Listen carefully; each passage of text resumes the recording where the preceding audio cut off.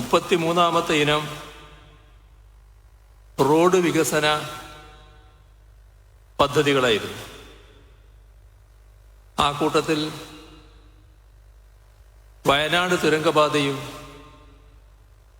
ഒരു വാഗ്ദാനമായി മുന്നോട്ട് വച്ചിരുന്നു. പല വാഗ്ദാനങ്ങളും കേട്ടുപരിചയമുള്ള നമ്മുടെ സംസ്ഥാനത്തിന് ജനങ്ങൾക്ക് 2016 ശേഷം നൽകുന്ന വാഗ്ദാനങ്ങൾ നടപ്പാക്കപ്പെടും എന്ന ശുഭപ്രതീക്ഷയാണ് ഉണ്ടായിരുന്നത്. അതുകൊണ്ട് തന്നെ ആ സുദിനം,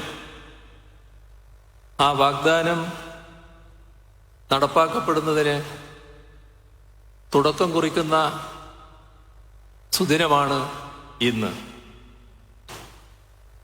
ഇവിടെ ആദ്യമായും എല്ലാവരുടെയും അനുമതിയോടെ ആനക്കാമ്പൊയിൽ കള്ളാടി മേപ്പാടി ഇരട്ട തുരങ്കപാതയുടെ ഔപചാരികമായ നിർമ്മാണ ഉദ്ഘാടനം നിറഞ്ഞ സന്തോഷത്തോടെ നിർവഹിച്ചതായി പ്രഖ്യാപിക്കട്ടെ. ഈ തുരങ്കപാത പൂർത്തിയാകുമ്പോൾ കേരളത്തിലെ ഏറ്റവും നീളം കൂടിയ തുരങ്കപാതയാകും ഇത്. ഇന്ത്യയിലെ തന്നെ ഏറ്റവും ദൈർഘ്യമുള്ള 3-ാമത്തെ തുരങ്കപാതയാകും ഇത്. ഇത് യാഥാർത്ഥ്യമാകുമ്പോൾ ഇവിടെ പ്രസ്താവിച്ചതുപോലെ താമരശ്ശേരി ചുരം വഴിയുള്ള ഗതാഗത പ്രശ്നങ്ങൾക്ക് ശാശ്വത പരിഹാരമാകും. ഒരു പദ്ധതിയുടെ നിർമ്മാണ ഉദ്ഘാടനം എന്നതിലുപരി കേരളത്തിൻ്റെ, വിശേഷിച്ച് മലബാറിൻ്റെ വ്യാപാര, വാണിജ്യ, ടൂറിസം മേഖലകൾക്ക് ഈ പദ്ധതി പുതിയ കുതിപ്പ് നൽകും. അതോടൊപ്പം തന്നെ വയനാട് ജനതയുടെ ദീർഘകാല സ്വപ്നത്തിൻ്റെ സാഫല്യം കൂടിയായി ഇത് മാറുകയാണ്. നാം ചിന്തിക്കേണ്ടത് ഇത്തരത്തിൽ എത്രയെത്ര സ്വപ്നങ്ങളാണ് കഴിഞ്ഞ കുറച്ച് വർഷങ്ങളായി സഫലീകരിക്കപ്പെട്ടത് എന്നതാണ്. ഒരിക്കലും നടക്കില്ല എന്ന് മഹാഭൂരിഭാഗം ജനങ്ങളും കരുതിയ പലതും നമ്മൾ ഇവിടെ നടപ്പാക്കി. അതിൻ്റെ ഉദാഹരണങ്ങളുടെ വിശദാംശങ്ങളിലേക്കൊന്നും ഞാൻ പോകുന്നില്ല. ദേശീയപാതയുടെ അനുഭവം നമ്മുടെ മുന്നിലുണ്ട്. ഗെയിൽ വാതക പൈപ്പ് ലൈനിൻ്റെ അനുഭവം നമ്മുടെ മുന്നിലുണ്ട്. അതേപോലെ തന്നെ എടമൺ കൊച്ചി പവർ ഹൈവേയുടെ അനുഭവം നമ്മുടെ മുന്നിലുണ്ട്. അവസാനം പറഞ്ഞ രണ്ടും പൂർത്തിയായി. ഒന്നിലൂടെ വാതകം പ്രവഹിക്കുന്നു, മറ്റൊന്നിലൂടെ വൈദ്യുതി പ്രവഹിക്കുന്നു. ദേശീയപാത ഏറെക്കുറെ നിർമ്മാണത്തിൻ്റെ അന്തിമഘട്ടത്തിലേക്ക് വിജയകരമായി നീങ്ങിക്കൊണ്ടിരിക്കുന്നു. അതേപോലെ തന്നെ മലയോര ഹൈവേ, തീരദേശ ഹൈവേ, ദേശീയ ജലപാത, ഇതെല്ലാം നിർമ്മാണത്തിൻ്റെ വിവിധ ഘട്ടങ്ങളിലാണ്. അടുത്ത ദിവസം വളരെ പ്രധാനപ്പെട്ട ഒരു വാർത്ത കാണാനിടയായി. ജലപാത എന്തോ നടക്കാൻ പോകുന്നില്ല, വലിയ തടസ്സങ്ങൾ വന്നിരിക്കുകയാണ് എന്നെല്ലാം ഉള്ളതായിരുന്നു ആ വാർത്തയിൽ പ്രതിപാദിച്ച കാര്യം. അപ്പം നേരത്തെ തന്നെ അതുമായി ബന്ധപ്പെട്ട് ഏറ്റവും പ്രധാന ഭാഗം പൂർത്തീകരിക്കാനുള്ള ഘട്ടം ധാരണയിലെത്തിയിരുന്നു. ഈ വാർത്ത കണ്ടപ്പോൾ ബന്ധപ്പെട്ടവരെ വിളിച്ച് ഞാൻ അന്വേഷിച്ചു, എന്തെങ്കിലും മാറ്റം ആ കാര്യത്തിലുണ്ടോ? ഒരു മാറ്റവുമില്ല. നേരത്തെ തീരുമാനിച്ച രീതിയിൽ തന്നെ കാര്യങ്ങൾ മുന്നോട്ട് പോവുകയാണ്. ഒരു തടസ്സവുമില്ലാതെ നാം ഉദ്ദേശിച്ച രീതിയിൽ ആ പദ്ധതിയുടെ ഒരു ഘട്ടം പൂർത്തീകരിക്കാനാവും എന്നാണ് മറുപടി ലഭിച്ചത്. ഇത്തരം പദ്ധതികളുടെ കാര്യത്തിൽ തെറ്റിദ്ധാരണകൾ സൃഷ്ടിക്കാനുള്ള ശ്രമങ്ങൾ പലപ്പോഴും നമ്മുടെ അനുഭവത്തിലുണ്ടായിട്ടുണ്ട്. എന്നാൽ ദീർഘകാലമായി മുടങ്ങിക്കിടന്ന പല പദ്ധതികളുമാണ് യാഥാർത്ഥ്യമാക്കാൻ നമുക്ക് കഴിഞ്ഞത്. ഇപ്പോ വിഴിഞ്ഞം തുറമുഖം കേരളത്തിലെ ഏറ്റവും വലിയ തുറമുഖം എന്നതല്ല വിഴിഞ്ഞത്തിൻ്റെ പ്രത്യേകത. രാജ്യത്തെ ഏറ്റവും വലിയ തുറമുഖമാണ്. ലോകത്തിലെ തന്നെ ഏറ്റവും പ്രധാന തുറമുഖങ്ങളിൽ ഒന്നാണത്. അതിൻ്റെ ആദ്യഘട്ടം വിജയകരമായി തന്നെ പൂർത്തീകരിക്കാൻ നമുക്ക് കഴിഞ്ഞു. പ്രതീക്ഷിച്ചതിന് മുൻപ് തന്നെ കമ്മീഷൻ ചെയ്യാനായി. അതിനുശേഷം അതിൻ്റെ പ്രവർത്തന മികവ് പരിശോധിച്ചാലും അഭിമാനകരമായ നേട്ടം അതുണ്ടാക്കുകയാണ്. ഇതെല്ലാം വ്യക്തമാക്കുന്നത് നമ്മുടെ നാടിന് ഇതുപോലുള്ള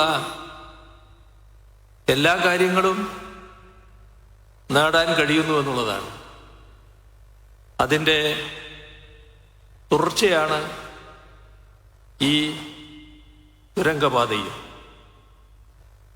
ഇത്തരം നേട്ടങ്ങൾ നമ്മൾ കയ്യെത്തിപ്പിടിച്ചത് എളുപ്പത്തിലായിരുന്നില്ല.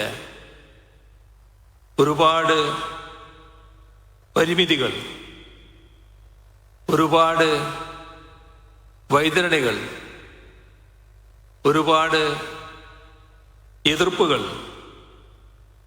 അങ്ങനെ പലതിനെയും മറികടന്നാണ് ഇത്രയും ബൃഹത്തായ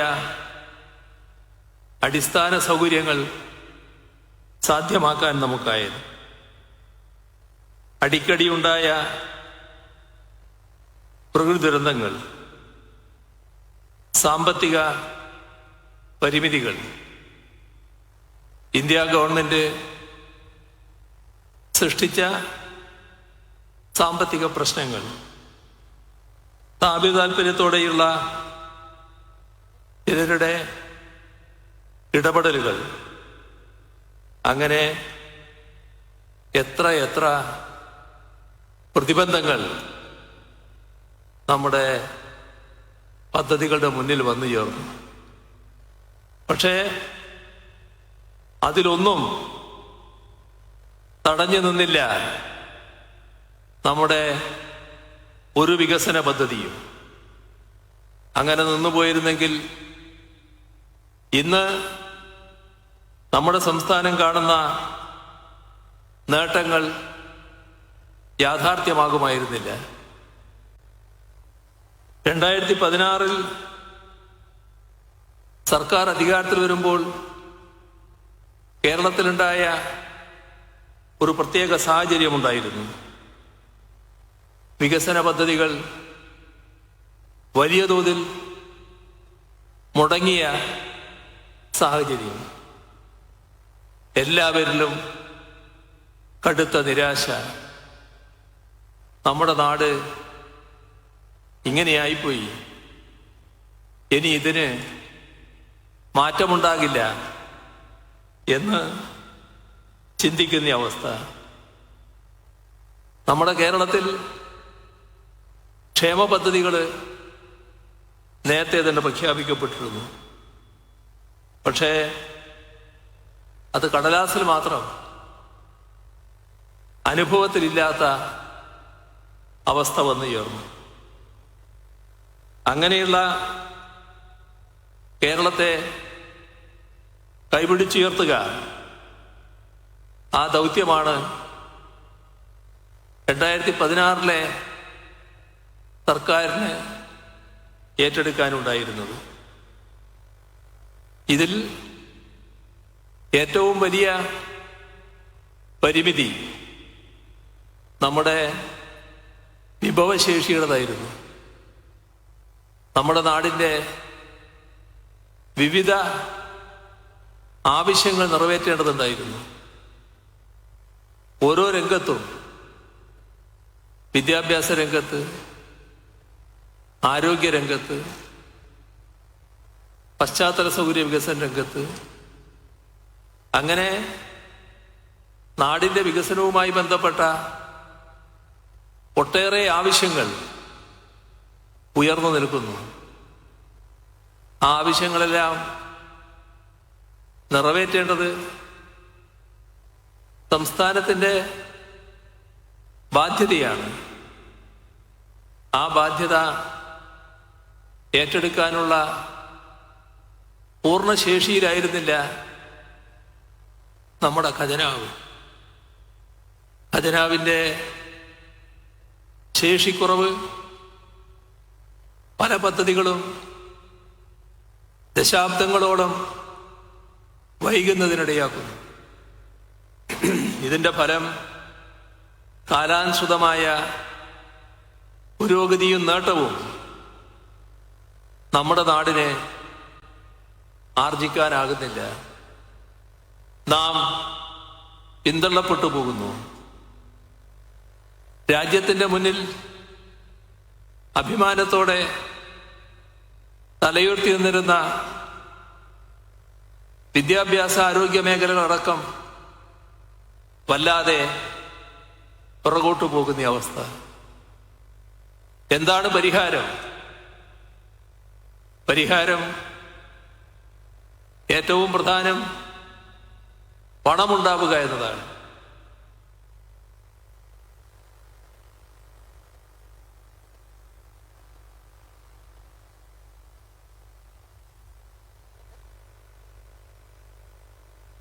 പക്ഷേ സാധാരണ രീതിയിൽ ബജറ്റിനെയും ഖജനാവിനെയും മാത്രം ആശ്രയിച്ച് കാര്യങ്ങൾ നീക്കിയാൽ ഇതെല്ലാം പഴയതുപോലെ നീണ്ടുപോകും. ഇപ്പോൾ പുതിയൊരു ധനസ്രോതസ് കണ്ടെത്തണം. അതിനാണ് കിഫ്ബിയെ 2016 സർക്കാർ പുനർജീവിപ്പിച്ചത്. ആ കിഫ്ബി അന്ന് 2016 സർക്കാർ പ്രഖ്യാപിച്ചത് 5 വർഷം കൊണ്ട് 50,000 കോടി രൂപയുടെ പശ്ചാത്തല വികസന പദ്ധതികൾ ഏറ്റെടുക്കുമെന്നായിരുന്നു. എന്നാൽ 2021 ആയപ്പോൾ 50 62,000 കോടി രൂപയുടെ വികസന പദ്ധതികളാണ് ഏറ്റെടുത്തത്. ഇപ്പോ അത് 90,000 കോടി രൂപയുടെ വികസന പദ്ധതികളാണ്. ഇവിടെ തിരിഞ്ഞു നോക്കിയാലും അവിടെല്ലാം കിഫ്ബിയുടെ സാക്ഷ്യപത്രങ്ങൾ കാണാം. സ്കൂൾ കെട്ടിടം, ആശുപത്രി കെട്ടിടം, റോഡുകൾ, പാലങ്ങൾ, വിവിധ പദ്ധതികൾ, ഇതെല്ലാം കിഫ്ബിയുടെ സഹായത്തോടെയാണ് നമുക്ക് നിർവഹിക്കാനായത്. നമ്മുടെ ദേശീയപാത വികസനത്തിന് 25% ഭൂമി ഏറ്റെടുക്കാനുള്ള വില നാം കൊടുക്കേണ്ടതായി വന്നു, സംസ്ഥാനം കൊടുക്കേണ്ടതായി വന്നു. ആ 5600 കോടി രൂപ കിഫ്ബിയിൽ നിന്നാണ് നാം കണ്ടെത്തിയത്. ഇത്തരം ആവശ്യങ്ങൾ കിഫ്ബി വഴി നിറവേറ്റുമ്പോൾ നമ്മുടെ രാജ്യത്തെ കേന്ദ്ര സർക്കാർ, കേരളത്തിന്റെ വികസനം എന്ന് പറഞ്ഞാൽ രാജ്യത്തിന്റെ വികസനത്തിന്റെ ഭാഗമാണല്ലോ. സാധാരണഗതിയിൽ അതിനെ കൈയയച്ച് സഹായിക്കുകയും പിന്താങ്ങുകയുമാണ് വേണ്ടത്. പക്ഷേ നമുക്ക് അത്യന്തം വേദനാജനകമായ ദുരനുഭവമാണ് ഉണ്ടായത്. നമ്മളോട് കേന്ദ്ര സർക്കാർ പറഞ്ഞു, നിങ്ങൾ കിഫ്ബി വഴി എടുക്കുന്ന വായ്പ സംസ്ഥാനത്തിന്റെ വായ്പയായി പരിഗണിക്കും. അതിന്റെ അർത്ഥം അത്രയും വായ്പ നമുക്ക് എടുക്കാൻ കഴിയില്ല എന്നാണ്. ഇവിടെ നാം കാണേണ്ട ഒരു വസ്തുത, ഒരു നാടിന്റെ വരുമാനമെന്നത് ആ നാടുണ്ടാക്കുന്ന വരുമാനം മാത്രമല്ല. ആ ഭാഗമെടുത്താൽ നമ്മുടെ ആഭ്യന്തര വരുമാനം വളരെ മികച്ചതാണ്. ആ ആഭ്യന്തര വരുമാന സ്ഥിതി വെച്ചാൽ ഒരു തരത്തിലുള്ള സാമ്പത്തിക പ്രശ്നവും നമ്മുടെ കേരളം നേരിടേണ്ടതായിട്ടില്ല. ഈ ആഭ്യന്തര വരുമാനത്തോടൊപ്പം മറ്റു ചിലത് ചേരാനുണ്ട്. അതിലൊന്ന്, കേന്ദ്ര സർക്കാർ ഓരോ സംസ്ഥാനത്തിനും നൽകേണ്ട അർഹതപ്പെട്ട വിഹിതമാണ്. നമ്മുടെ അനുഭവം ആ അർഹതപ്പെട്ട വിഹിതം നിഷേധിക്കുന്നു എന്നതാണ്. അതിൽ സാരമായ വെട്ടിക്കുറവ് വരുത്തുന്നു. ഇതിനോടൊപ്പം ചേരേണ്ടതാണ് സംസ്ഥാനത്തിന്റെ ചെലവുകൾ നിർവഹിക്കാൻ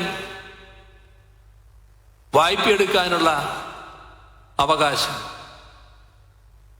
വായ്പയെടുക്കാൻ കേന്ദ്ര സർക്കാർ പരിധി ചുമത്തി. അതിന്റെ ഭാഗമായി നമുക്ക് അർഹതപ്പെട്ട വായ്പാ പരിധി നിഷേധിച്ചു, വായ്പാ പരിധി വെട്ടിക്കുറച്ചു.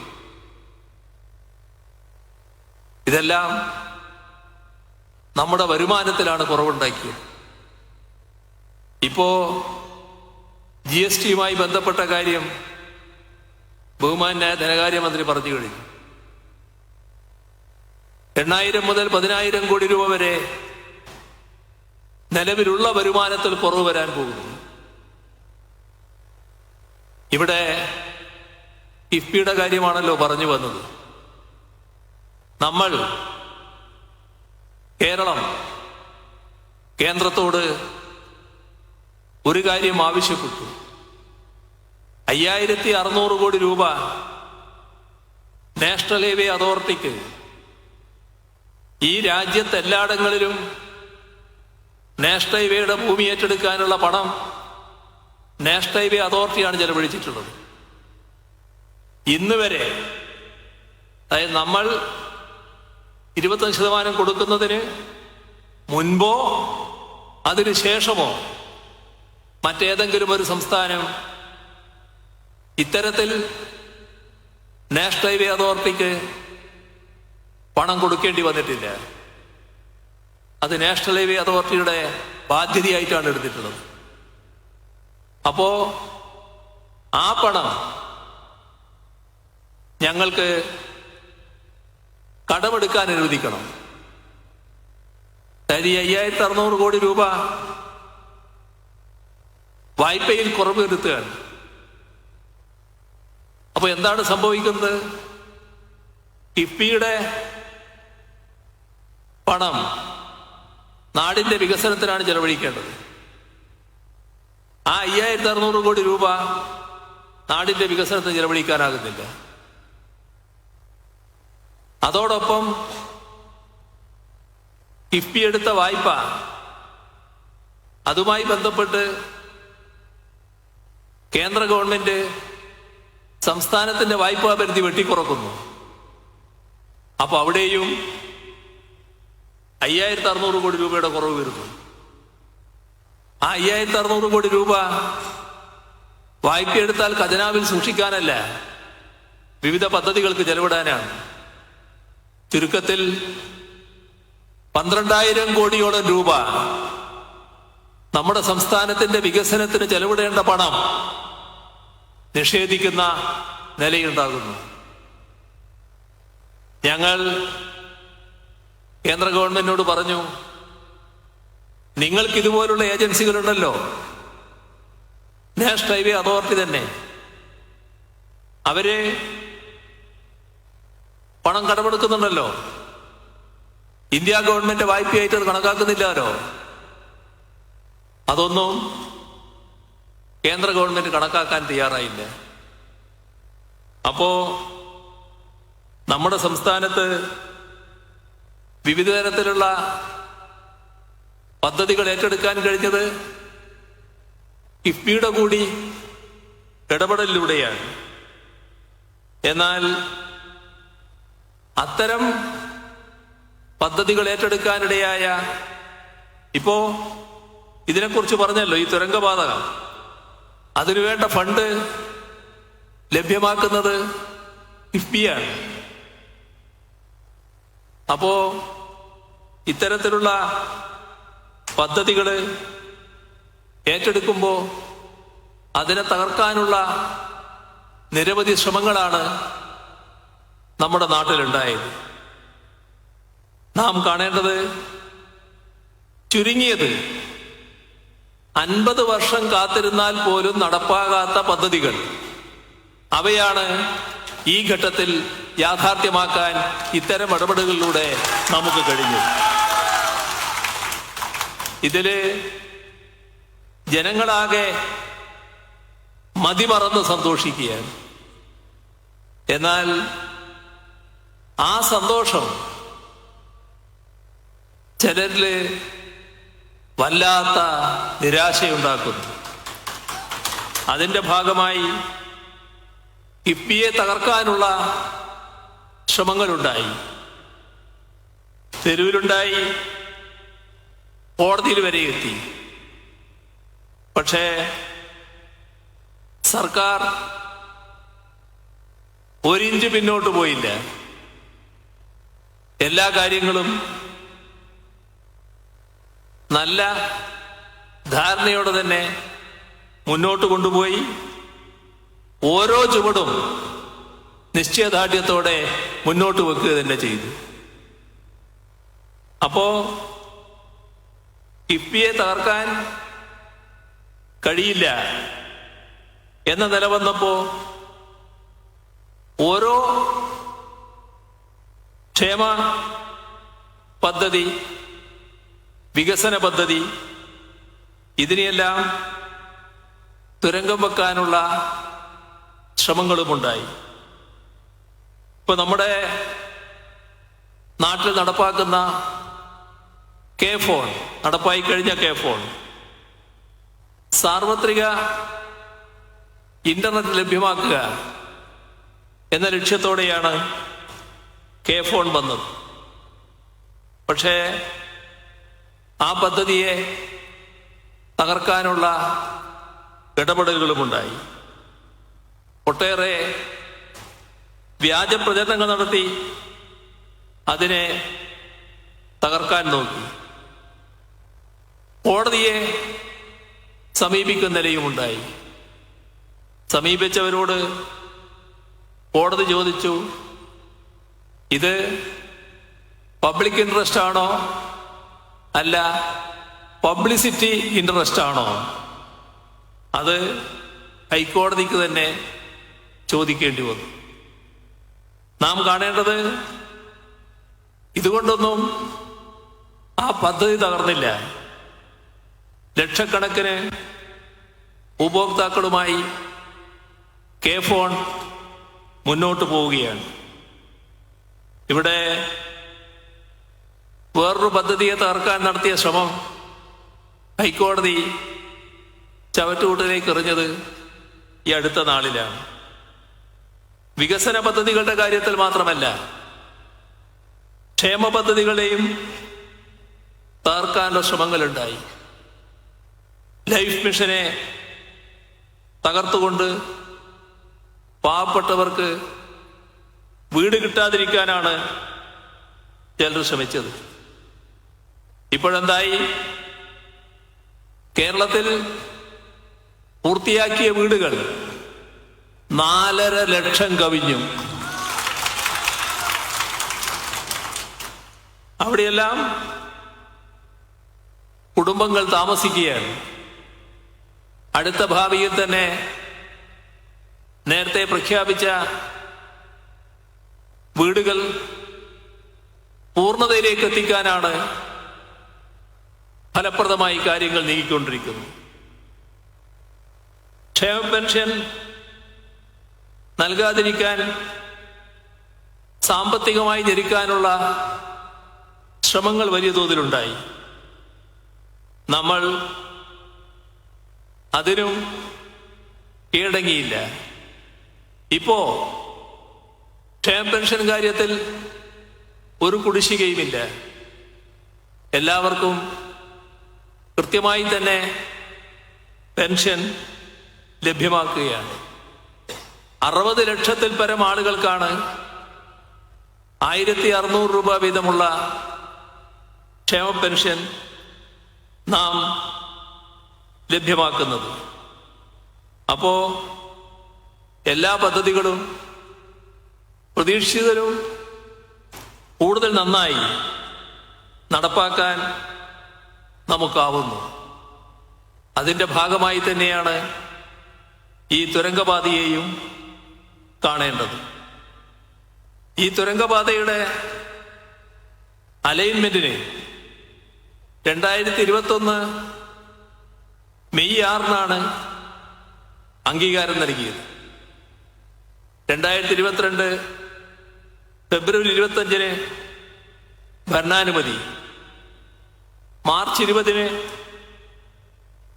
2143 കോടി രൂപയുടെ സാമ്പത്തിക അനുമതി നൽകി. 2024 ജനുവരി 11-ന് 2143 കോടി രൂപയുടെ താൽക്കാലിക സാങ്കേതിക അനുമതി നൽകി. ഫോറസ്റ്റ് ക്ലിയറൻസിനും മറ്റ് സ്ഥലം ഏറ്റെടുക്കൽ നടപടികൾക്കും ശേഷം 2025 ജൂലൈ 24-ന് പ്രവർത്തികൾക്കായി നിർമ്മാണ കമ്പനിയുമായി കരാർ ഒപ്പുവെച്ചു. ഇവിടെ ഈ തുരങ്കപാത പലതുകൊണ്ടും ചരിത്രമാവുകയാണ്. ഇത് യാഥാർത്ഥ്യമാകുന്നതോടെ മലപ്പുറത്തു നിന്നും കോഴിക്കോട് നിന്നും ഈ വഴി യാത്ര ചെയ്യുന്ന എല്ലാവർക്കും കർണാടകയിലേക്കുള്ള ദൂരം ഗണ്യമായി കുറയും. താമരശ്ശേരി ചുരം വഴിയുള്ള യാത്ര ഉയർത്തുന്ന വെല്ലുവിളികൾക്കുള്ള ബദലായി ഈ തുരങ്കപാത മാറുകയാണ്. ഒരു വാഹനത്തിന് തകരാറുണ്ടായാൽ തന്നെ നമ്മുടെ ചുരത്തില് ഗതാഗതം നിശ്ചലമാകും. ഈ അടുത്ത സമയത്ത് 9-ാം വളവിൽ മണ്ണിടിച്ചിലുണ്ടായി. ആ പ്രതിസന്ധി നമ്മൾ കണ്ടതാണ്. ഇവിടെ 4 വരി തുരങ്കപാതയാണ് നിർമ്മിക്കുന്നത്. കഴിഞ്ഞ ജൂൺ മാസത്തിൽ പദ്ധതിക്ക് പാരിസ്ഥിതിക അനുമതിയും ലഭിച്ചു കഴിഞ്ഞു. 8.7 കിലോമീറ്റർ നീളമുള്ള 4 വരി തുരങ്കപാതയാണ് ഈ പദ്ധതി. നിലവിലുള്ള 2 റോഡുകൾ ആനക്കാമ്പൊയിൽ മുത്തപ്പൻപുഴ മറിപ്പുഴ റോഡ്, മേപ്പാടി കള്ളാടി ചൂരൽമല റോഡ്, ഇവയെ തുരങ്കപാതയുമായി ബന്ധിപ്പിച്ചാണ് ഈ പദ്ധതി രൂപീകരിക്കുന്നത്. ആനക്കാമ്പൊയിലും മറിപ്പുഴയും മലയുടെ തെക്ക് ഭാഗത്തും മേപ്പാടി മലയുടെ വടക്ക് ഭാഗത്തുമാണ്. തെക്ക് പടിഞ്ഞാറ് ഭാഗത്ത് നിലവിലുള്ള കുന്നമംഗലം, കട്ടാങ്ങൽ, മുക്കം, തിരുവമ്പാടി, ആനക്കാമ്പൊയിൽ, മറിപ്പുഴ, MDR പാത ആനക്കാമ്പൊയിലിനും കോഴിക്കോടിനുമിടയിൽ ഗതാഗതം സുഗമമാക്കും. കുറഞ്ഞ സമയം, കൂടുതൽ സൗകര്യം, സുരക്ഷ, കുറഞ്ഞ വാഹന പ്രവർത്തന ചെലവ്, ഇവയിലൂടെ നിർദ്ദിഷ്ട പദ്ധതിയിൽ നിന്ന് നല്ല പ്രയോജനം ലഭിക്കും. പദ്ധതി കോഴിക്കോട് വയനാട് ജില്ലകൾക്കിടയിലെ യാത്ര സുഗമമാക്കും. കാർഷിക ഉൽപ്പന്നങ്ങളുടെ കയറ്റുമതിയിലും ഇതോടെ വലിയ വർധനവുണ്ടാവും. NH 766, SH 99 എന്നിവയ്ക്കും ഇതൊരു ലിങ്കായി പ്രവർത്തിക്കും. അങ്ങനെ ഗതാഗത മേഖലയിലും വാണിജ്യ മേഖലയിലും കാർഷിക മേഖലയിലും വലിയ ഉണർവുണ്ടാകും. വയനാട് വലിയ ചരിത്രമുള്ള നാടാണ്. ശിലായുഗം മുതൽക്കേ മനുഷ്യവംശത്തിന്റെ ചരിത്രവുമായി ഇഴചേർന്ന് കിടക്കുന്നു. പഴശ്ശിയുടെയും ടിപ്പുവിൻ്റെയും ചരിത്രത്തിലൂടെ നമ്മുടെ രാജ്യചരിത്രവുമായി ബന്ധപ്പെട്ട് കിടക്കുന്നു. പ്രകൃതി ഭംഗി നിറഞ്ഞ ഇടങ്ങളാലും നിബിഡ വനങ്ങളാലും നമ്മുടെ പാരിസ്ഥിതിക ചരിത്രത്തോടും അത് ചേർന്ന് നിൽക്കുന്നു. ഇത്തരത്തിലുള്ള ഒരു നാടിൻ്റെ ചരിത്രത്തെയും പരിസ്ഥിതിയെയും സംരക്ഷിക്കേണ്ടത് അനിവാര്യമാണ്. അതോടൊപ്പം തന്നെ ഇവിടുത്തെ ജനതയുടെ ജീവിതവും ജീവനോപാധികളും മെച്ചപ്പെടുത്തേണ്ടതും അനിവാര്യമാണ്. അതുകൊണ്ടാണ് കഴിഞ്ഞ LDF സർക്കാർ വയനാടിനായി പ്രത്യേക പാക്കേജ് പ്രഖ്യാപിച്ചത്. അതിൻ്റെ തുടർച്ച ഇപ്പോഴത്തെ LDF സർക്കാരും ഉറപ്പാക്കിയിട്ടുണ്ട്. നാം ഇന്ന് ജീവിക്കുന്നതിലും മെച്ചപ്പെട്ട പരിസ്ഥിതിയോടെ ഈ ഭൂമിയെ വരും തലമുറക്ക് കൈമാറലാണ് നമ്മുടെ ദൗത്യം. അതോടൊപ്പം അവർക്ക് വേണ്ടി ഭാവിയെ മുന്നിൽ കണ്ടുള്ള വികസന പദ്ധതികൾ നടപ്പാക്കുകയും വേണം. അതാണ് കേരളത്തിൻ്റെ സുസ്ഥിര വികസന മാതൃക. ആ മാതൃകയുടെ ദൃഷ്ടാന്തമായാണ് ലോകത്തിനു മുന്നിൽ തലയെടുപ്പോടെ നിൽക്കാൻ കഴിയുന്ന വയനാട് തുരങ്കപാത എന്നത് നാം കാണുന്നു. ഇതിലെല്ലാം രാജ്യത്ത് 1-ാം സ്ഥാനത്ത് കേരളം എത്തുക എന്നുള്ളതാണ്. ഇപ്പോൾ പലതിലും നാം 1-ാം സ്ഥാനത്ത് എത്തിയിരിക്കുന്നു. ഇനി വീണ്ടും അവിടുന്ന് മുന്നോട്ട് പോകണം. ആ കാര്യത്തിൽ എല്ലാവരുടെയും സഹായവും സഹകരണവും പിന്തുണയും ഉണ്ടാകണമെന്ന് അഭ്യർത്ഥിച്ചുകൊണ്ട് ഈ തുരങ്കപാതയുടെ നിർമ്മാണ ഉദ്ഘാടനം ഒരിക്കൽ കൂടി നിർവഹിച്ചதை അറിയിച്ചുകൊണ്ട് അവസാനിപ്പിക്കുന്നു. നിങ്ങൾക്കെൻ്റെ സ്നേഹാഭിവാദനം. പ്രിയമുള്ളവരെ, നമ്മുടെ പ്രിയങ്കരനായ മുഖ്യമന്ത്രിക്ക്, ജനനായകന് തിരുവമ്പാടിയുടെ സ്നേഹോപഹാരം തുരങ്കപാതയുടെ മാതൃക സമർപ്പിക്കുകയാണ്.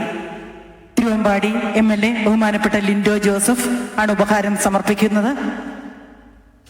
ഉപഹാരം സ്വീകരിക്കാനായി ബഹുമാനപ്പെട്ട മുഖ്യമന്ത്രിയെ ഏറെ ആദരവോടെ ക്ഷണിക്കുന്നു.